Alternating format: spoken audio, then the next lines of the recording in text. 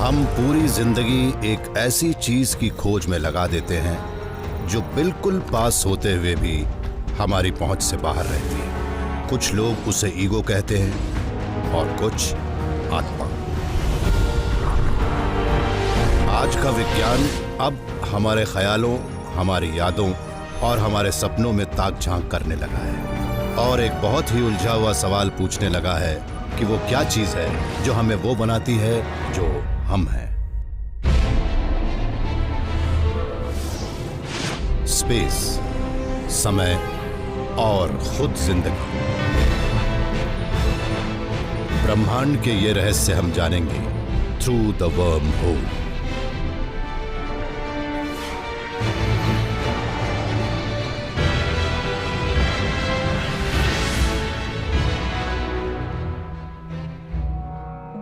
वो क्या चीज है जो मुझे मैं बनाती है और आपको आप? क्या हम उसे जानते हैं? जैसे वो लोग और वो जगहें जो हमारे करीब हैं। वो क्या चीज है जो मुझे वो बनाती है जो मैं 40 की उम्र में था या 10 की उम्र में? वो क्या चीज है जो हम में से हर एक को एक अलग पहचान देती है?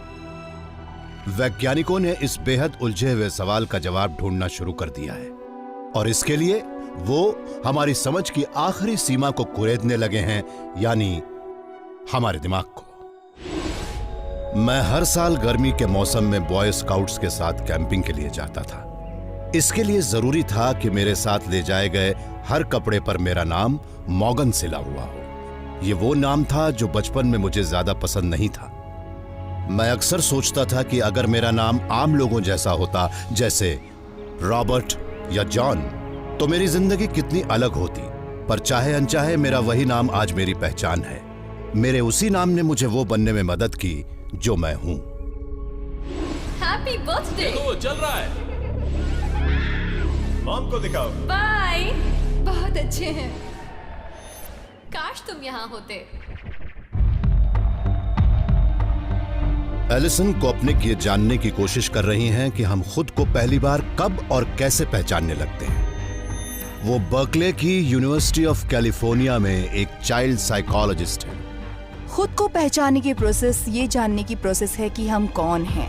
पूरी जिंदगी चलती रहती है, पर उसके कुछ सबसे महत्वपूर्ण हिस्से वो बातें और वो चीजें हैं जो हम बहुत ही छोटी उम्र में सीखते हैं।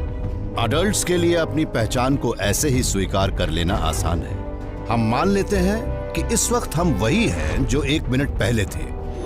पर एलिसन ने खोज निकाला है कि छोटे बच्चों के लिए उनकी पहचान इतनी ठोस नहीं होती।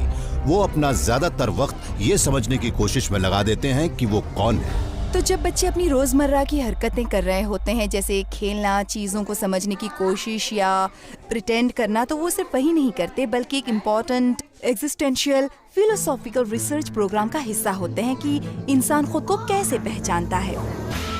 इस प्रोग्राम के पहले माइलस्टोन्स में से एक को मिरर स्टेज कहते हैं। ये तब शुरू होती है जब बच्चा पहली बार अपने रिफ्लेक्शन यानी अपनी छवि को पहचानने लगता है।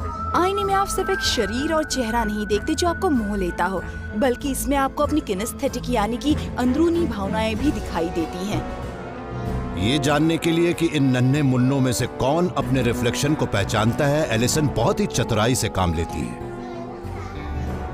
वो उन बच्चों की नाक पर नीली स्याही लगाकर उन्हें आईने में देखने को कहती है। वो रहा वो लड़का वहाँ आईने में, कौन है वो? चलो पहचानो उसे।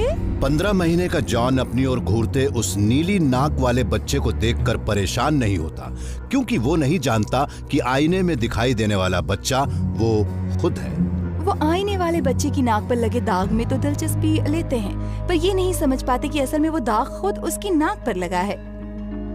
पर जब एलिसन ने वही टेस्ट कैरन पे किया जो जॉन से सिर्फ कुछ ही महीने बड़ी है, तो उसका रिएक्शन बिल्कुल अलग था। अरे देखो उसे, पहचाना?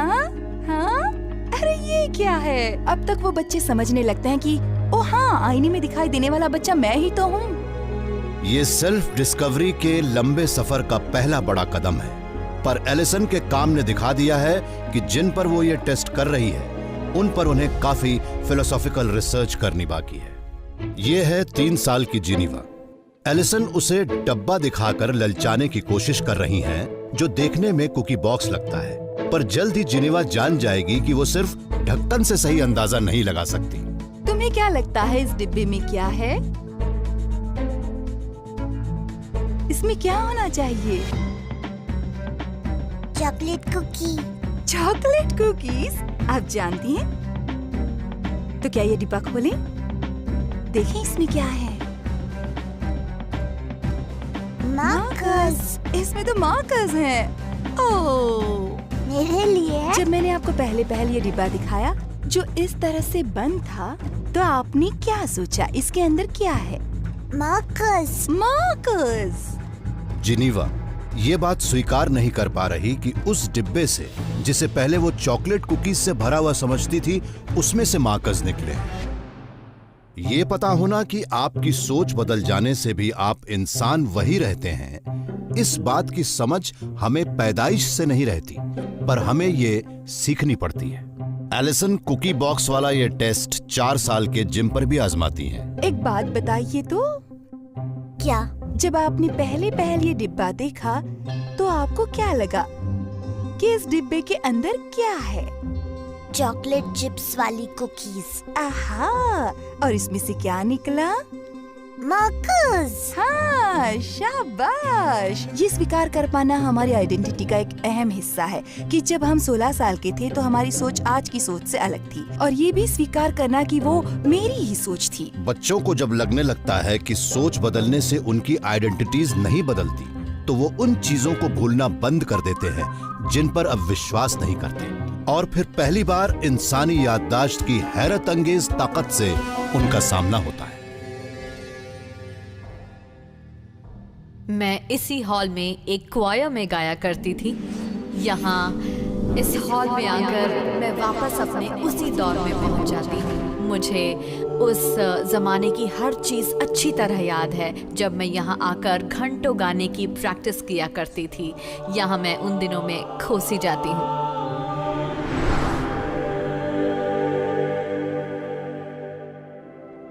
Neuroscientist Donna Addis University of Auckland की मेमोरी लैब की हेड है, जहां वो ये खोज करती हैं कि हमारी यादें हमें किस तरह शेप करती हैं। इसके लिए वो हमारे दिमाग से एक हॉर्सशू जैसे हिस्से में ताक झांक करती हैं, जिसे हिप्पोकैम्पस कहते हैं। पिछले 50 सालों से वैज्ञानिक जानते हैं कि हिप्पोकैम्पस हमारी यादों को स्टोर करने के लिए बहुत ही महत्वपूर्ण है। दरअसल इस खोज का श्रेय एक ऐसे व्यक्ति को जाता है जिसे हम पेशेंट एचएम के नाम से जानते हैं। वो सीवियर एपिलेप्सी का शिकार था और जिसे 1953 में एक नया और अनोखा ट्रीटमेंट दिया गया था। उसका हिप्पोकैम्पस और इनर टेम्पोरल लोब्स का एक हिस्सा काट कर निकाल दिया गया था। सर्जरी के बाद एचएम को दोबारा कभी भी एपिलेप्सी का दौरा नहीं पड़ा, पर वो नई यादों को फॉर्म करने की अपनी काबिलियत को पूरी तरह खो चुके थे। उन्होंने कहा था कि हर दिन एक सपने से जागने जैसा होता है। वो अपनी आइडेंटिटी खो चुके थे। उनकी ये समझ कि वो कौन है 27 साल की उम्र पर आकर रुक गई थी। दिन दशकों में बदलते गए, पर अब वो आईने में दिखाई देते अपने रिफ्लेक्शन को भी नहीं पहचान पाते थे। इस बात का कितना हिस्सा कि हम कौन हैं हमारी उन यादों पर निर्भर है जो हर रोज हम में समाती जाती है। ट्रेडिशनली मेमोरी रिसर्च बीते हुए समय पर फोकस करती है, पर पिछले कुछ सालों से मुझ जैसे रिसर्चर्स भविष्य की कल्पना करने की काबिलियत पर ध्यान दे रहे हैं, और इस बात पर भी कि याददाश्त का उसमें क्या योगदान हो सकता है। डोना और उनकी टीम एक एक्सपेरिमेंट द्वारा ये जानने की कोशिश में है कि हिप्पोकैम्पस और हमारी यादें किस तरह से ये अंदाजा लगाने में मदद करती हैं कि भविष्य में हम कैसे होंगे। इसके लिए हम अपने सब्जेक्ट्स को लैब में बुलाते हैं और उनसे अपनी करीब 100 यादें बताने को कहते हैं। मुझे याद है मैं अपने कजिन से मिलने जर्मनी गया था। हम एक बीच पर घूम रहे थे जिसके अंत में एक गुफा थी। मैंने अपनी नानी को क्रिसमस पर एक सीशेल दिया था। अपनी हर याद में वो एक व्यक्ति, एक जगह और एक चीज को आइडेंटिफाई करते हैं जो महत्वपूर्ण हो। डोना एक हफ्ते बाद अपने सब्जेक्ट्स को वापस बुलाती हैं। उन्हें एक एफएमआरआई मशीन में भेजती हैं और उनकी पुरानी यादों की डिटेल्स दिखाती हैं। पर ऐसा करते हुए वो जानबूझकर उनमें कुछ बदलाव कर देती हैं, जैसे एक याद के साथ दूसरी याद की जगह को जोड़ देना और एक दूसरी याद के व्यक्ति को एक तीसरी याद में ले आना। फिर वो उन्हें उन गड़बड़ाई हुई यादों से एक कहानी बनाने को कहती हैं और साथ ही उन घटनाओं की कल्पना करने को भी जो घटी तो नहीं पर घट सकती थी।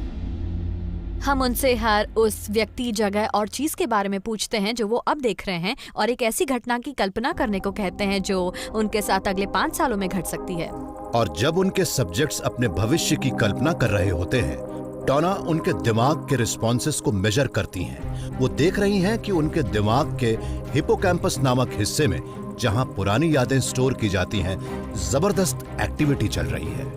हिपोकैम्पस न सिर्फ पुरानी बातें याद करने के काम आता है, बल्कि भविष्य की इन सिमुलेशंस की रचना भी करता है। याददाश्त न सिर्फ बीते हुए समय के लिए महत्वपूर्ण है, वो भविष्य की हमारी पहचान के लिए भी उतनी ही जरूरी है। यादें हमारी आइडेंटिटीज को बनाने के लिए बहुत ही अहम है, पर वैज्ञानिकों के एक ग्रुप ने खोज निकाला है कि हमारी यादों को हमारे जाने बिना भी मैनिपुलेट किया जा सकता है। तो क्या हम वही हैं जो हम समझते हैं कि हम हैं?